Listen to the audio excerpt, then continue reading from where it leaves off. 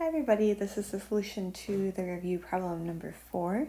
So you're given 3 points, A, B, and C. These are the vertices of a triangle. And we assume, okay, the cone of the field is the origin. The question asks you to identify the triangle as either being right isosceles, scalene, or equilateral. So in order to identify a triangle, there's a couple things that you need to know. So for example, identifying it to be isosceles, scalene, or equilateral, you really need to know the length of the sides, right? If they're all the same, it's equilateral. If two of them are the same, it's isosceles. And if they're all different, then it's scalene. So the first thing that we can do here is that we can calculate the length of the sides. So for reference, I just plotted the 3 points that were given. I really like to do that just because it gives you a visual. So first thing, length of sides. So we can find the distance. We can use the distance formula. So the distance between A and B is going to be the square root of the difference in our x values. So let's do 35 take away 25 squared plus the difference in our y values. So that's 5 take away 10 squared. If you plug that into your calculator, you get that that's the square root of 325. You could get a number for this if you wanted to. It doesn't really matter.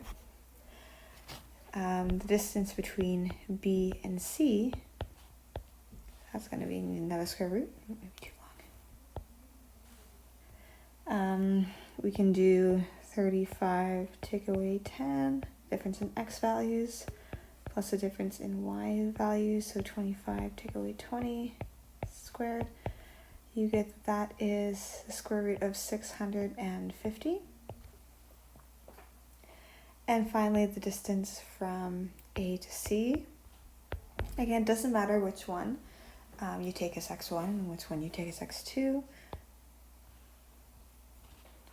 So we can do x2 take away x1 squared plus y2 take away y1 squared.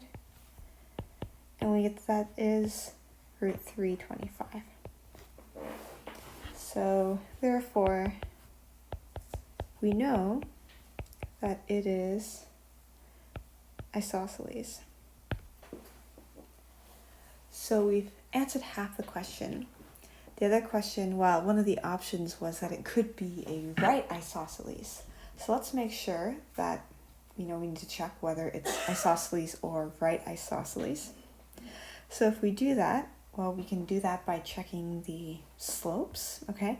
So if there's a candidate for the right angle, it would probably be at A, right, if we're looking at our triangle.